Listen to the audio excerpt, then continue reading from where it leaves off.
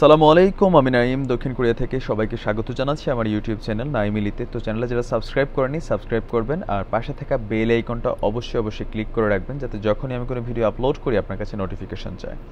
তো দর্শক, একটু আগে একটা ভিডিও আপলোড করেছিলাম।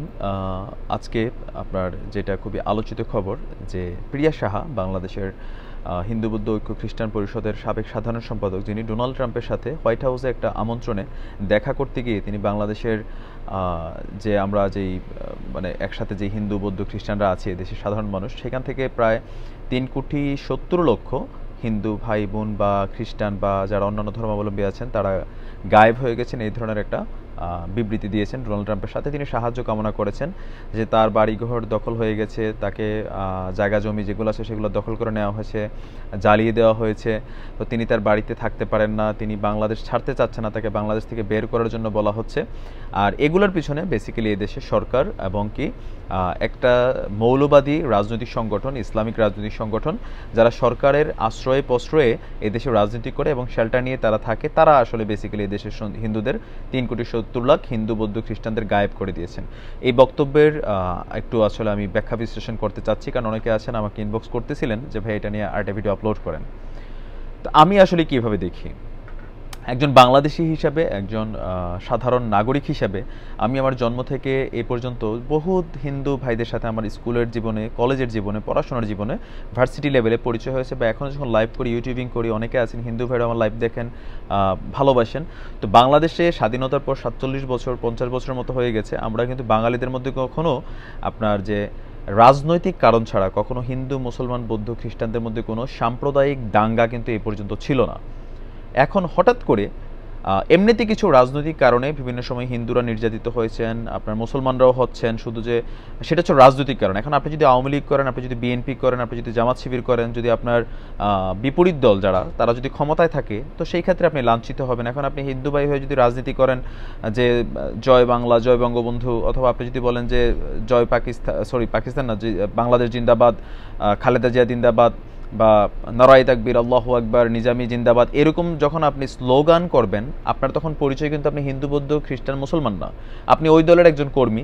তো সেই দলের কর্মী হিসেবে আপনার পেশি শক্তি, আপনার ক্ষমতা, আপনার রাজনৈতিক প্রজ্ঞা, জ্ঞান, বুদ্ধিমত্তা দিয়ে আপনি রাজনীতি করতে গেলে রাজপথে মাইরও খাবেন, জেলও খাটবেন, প্রয়োজনে আপনি হত্যাও হইতে পারেন। তো আপনি কিন্তু রাজনীতির বাইরে ছাড়া বাংলাদেশের ইতিহাসে দুই একটা ছোট্ট বিচ্ছিন্ন ঘটনা ছাড়া, একবার একটা রামুতে একটা ঘটনা হয়েছে, সেটা ছাড়া আমি কখনো শুনি না যে হিন্দু মুসলমানদের মধ্যে সাম্প্রদায়িক কোনো দাঙ্গা ঘটছে। বেসিক্যালি বাংলাদেশে যখন হিন্দুদের পূজা হয়, আমরা মুসলমানরা সেখানে যাই, আমাদের অনুষ্ঠানগুলোতে হিন্দু ভাইরা আসে, আমাদের বোনদের যখন বিয়ে হয় বা আমরা যখন বিয়ে করি, হিন্দু ভাইদের জন্য আমরা আলাদা খাবারের ব্যবস্থা করি, তারাও তাদের অনুষ্ঠানে আমাদের জন্য আলাদা খাবারের ব্যবস্থা করেন। ঠিক আছে, তো এই ধরনের সম্প্রীতিটা যেখানে আছে, সেই জায়গাতে হঠাৎ করে এই প্রিয়া সাহা যিনি আছেন, যিনি বরিশালের পিরোজপুর এই জেলার, আপনার এই মহিলাটা, তিনি আসলে কেন আপনার এই কাজটা করেছে?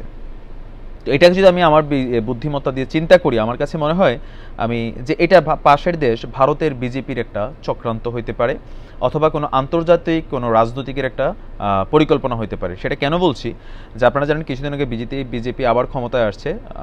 তো ক্ষমতায় মানে মোদির দল যেটা, এটা কিন্তু কট্টর উগ্রপন্থী হিন্দুবাদী দল। ঠিক আছে, তো এই দলটা যখনই ক্ষমতায় আসছে, আসার আগে তারা যে ধরনের অ্যাক্টিভিটিসগুলো করেছে, সারা ভারতবর্ষ জুড়ে মুসলমানদের উপর যে আক্রমণ হয়েছে, ইভেন আপনার বাংলাদেশ নাকি, তা বাংলাদেশের কিছুটা অংশ নাকি এটা ভারতের, সেটা তারা দখল করে নেবে। ইভেন তারা এরকমও বলছে যে বাংলাদেশে বিজেপির ভবিষ্যৎ রাজনৈতিক কর্মকাণ্ড চলবে, বিজেপি দলটা বাংলাদেশেও আসবে। এই বক্তব্যটাকে কিন্তু এখন আমি সিরিয়াসলি নিছি, এতদিন আমি সিরিয়াসলি নেই নাই, যে প্রিয়া সাহার বক্তব্যে কোথাও না কোথাও তার মধ্যে একটা বিজেপি ফ্লেভার পাওয়া যাচ্ছে। আমি হিন্দু ফ্লেভার যাব না, কারণ আমাদের বাংলাদেশের অসংখ্য হিন্দু ভাইরা এদেশের স্বাধীনতায়, এদেশের প্রয়োজনে, সময়ের প্রয়োজনে রাজপথে শহীদ হয়েছেন, দেশের জন্য জীবন দিয়েছেন। হিন্দু বৌদ্ধ খ্রিস্টান যারা আছেন সবাই বাংলাদেশকে ভালোবাসেন।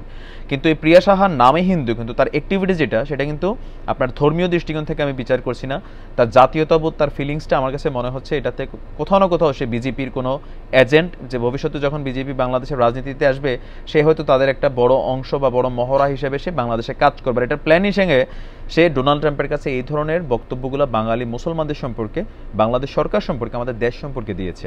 আপনি কিন্তু গভীরভাবে চিন্তা করতে হবে।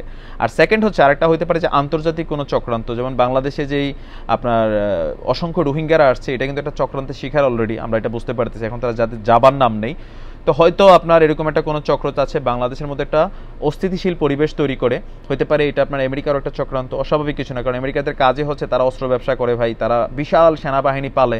তো এই সেনাবাহিনী আপনি দেখবেন সিরিয়া, ইরাক, আফগানিস্তান, তারপর আমি দক্ষিণ কোরিয়া আছি, এইসব দেশগুলোতে অন্যান্য দেশের সাথে ঝামেলা থাকে, তখন তারা করে কি আপনার ওই দেশে তাদের সৈন্যদেরকে পাঠাই দিয়ে ওই দেশের সরকার বসায় তাদেরকে বিশাল চড়া স্যালারি দিয়ে তাদেরকে পালতে হয়। আবার তারা অস্ত্র বিক্রি করে, তারা অস্ত্র বিক্রি করবে কই থেকে যদি যুদ্ধ না লাগে, মারামারি না লাগে। তো তারপরে তারা নিজেরা মনে করলেন ক্ষমতা প্রয়োগের জন্য ওই দেশে শান্তি শৃঙ্খলা পরিস্থিতি রক্ষার জন্য ওই দেশে এসে আস্তানা গাড়ে। তো সেই কাজগুলোর জন্য দরকার দেশের ভিতরে আভ্যন্তরীণ বিশৃঙ্খলা, আর সেইটারই একটা গুটির দাবার গুটি হিসেবে হয়তো প্রিয়া সাহা কাজ করছে। আর প্রিয়া সাহার যে ব্যক্তিগত জীবন, আমি সেটা আমার আগের ভিডিওটিতে তুলে ধরেছি, যারা দেখেননি দেখবেন যে কে এই প্রিয়া সাহা।